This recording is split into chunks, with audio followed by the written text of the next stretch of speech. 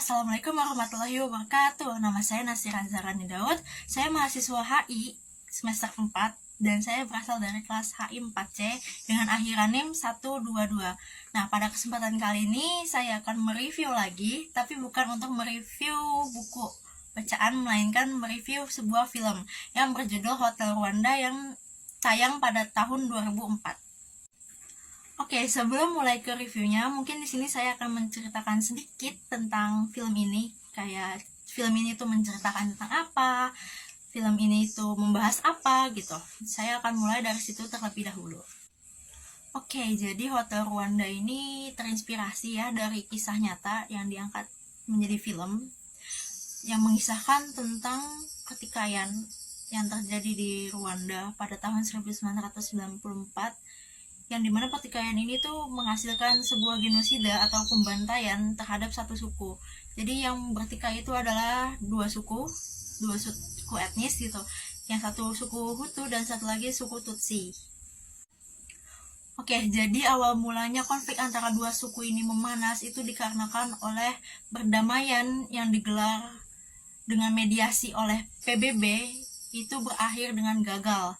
Nah, tapi justru malah suku Hutu ini malah memanfaatkan momen tersebut untuk membunuh Presiden Habyarimana yang sebelumnya tuh ternyata udah menandatangani persetujuan damai tersebut.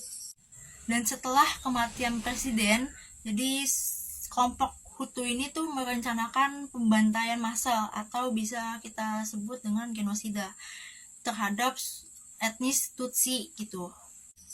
Oke, jadi pembantaian ini tuh awal mulanya tuh pas para tentara itu datang ke rumah warga gitu.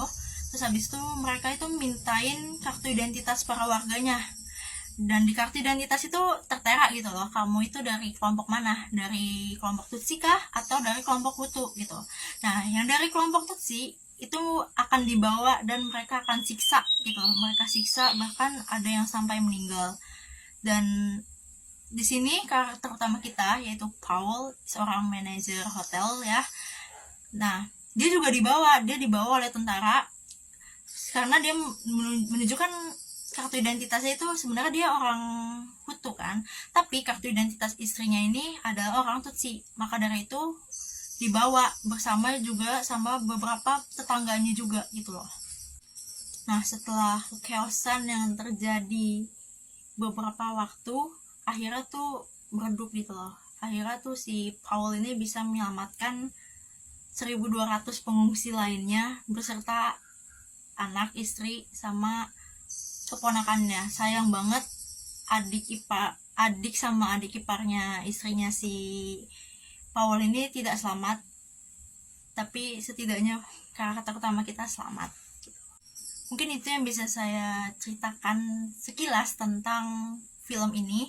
Mungkin selanjutnya saya akan membahas tentang review dari saya, bagaimana filmnya ini berlangsung, aktor-aktor seperti apa, latar tempatnya seperti apa, saya akan bahas. Oke, yang pertama mungkin kita akan bahas tentang para aktornya dulu kali ya. Jujur, produser filmnya itu keren, karena ini kan film latarnya itu di daerah Afrika kan, di Afrika. Dan sedangkan di Afrika itu rata-rata banyak orang berkulit hitam. Dan di sini kerennya produser ini karena dia bener-bener mencari orang sebanyak itu, maksudnya kan yang dibantai itu banyak. Itu keren karena semuanya itu benar-benar orang yang berkulit hitam gitu loh. Jadi bener-bener kayak mencarinya itu effort banget, bahkan kan itu banyak kayak orangnya ya, jadi kayak keren aja gitu karena bisa on point gitu loh, memerankan aktornya tuh kayak sampai mencari orang sampai sebanyak itu untuk memainkan film gitu. Terus juga pas adegan-adegan ini tuh banyak adegan-adegan yang jujur bikin saya sedikit mual karena saya takut darah saya takut darah. Dan di sini tuh kayak mencekam, kita tuh bener-bener takut gitu loh, bener-bener ngerasain gitu loh. Saya sendiri sampai nangis, sampai keluar air mata dan juga ngerasain gitu loh ketegangannya gitu. Apalagi pas ketika Paul itu disuruh ngebunuh istrinya, itu bener-bener kayak aduh please jangan Jangan, please jangan. Itu tuh bikin kayak penonton merasakan apa yang ada di film gitu. Oke, mungkin itu yang bisa saya sampaikan sebagai review film dari saya. Mungkin selanjutnya saya di sini akan membahas tentang keterkaitan film ini dengan konflik kontemporer, konflik internasional kontemporer gitu. Oke, jadi kan yang sudah seperti disebutkan dari awal-awal gitu ya, kalau misalnya Rwanda ini adalah konflik tentang genocide atau genosida gitu ya, dimana genosida ini sendiri punya arti yaitu suatu kejahatan gitu ya yang dilakukan oleh suatu kelompok untuk membasmi kelompok lainnya gitu loh. Nah, sebenarnya ada konflik lain selain konflik Rwanda ini yang masih terjadi sebenarnya sampai sekarang ya, apalagi kalau bukan konflik Israel Palestina ya. Cuman di sini tuh konflik Rwanda itu lebih dulu dicap sebagai genocide gitu loh. Dari tahun 1944 itu langsung dibilang kalau oh itu tuh genosida gitu loh. Sedangkan Israel Palestina ini dari awal mula konflik dari 1967 sampai sekarang itu baru kemarin Desember 2023 dicap sebagai genosida. Itu juga karena Afrika Selatan menggugat Israel ke Mahkamah Konstitusi Internasional gitu. Kalau misalnya nggak ada Afrika Selatan mungkin ini dikiranya bukan genocide, ini sampai sekarang mungkin masih dikiranya perebutan tanah atau perebutan kawasan gitu.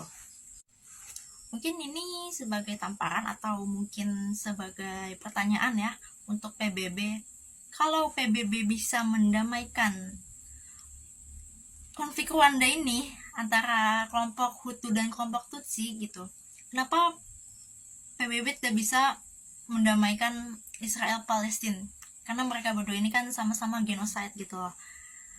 Mungkin itu sih pertanyaannya, dan mungkin bisalah untuk stop penggunaan hak veto dulu untuk sementara gitu ya, karena tuh udah terlalu sering gitu menggunakan, Amerika ini sudah terlalu sering menggunakan hak veto, jadi lebih baik di stop dulu, karena saya yakin PBB pasti bisa untuk menyelesaikan konflik Israel Palestina apabila tidak ada hak veto tersebut gitu.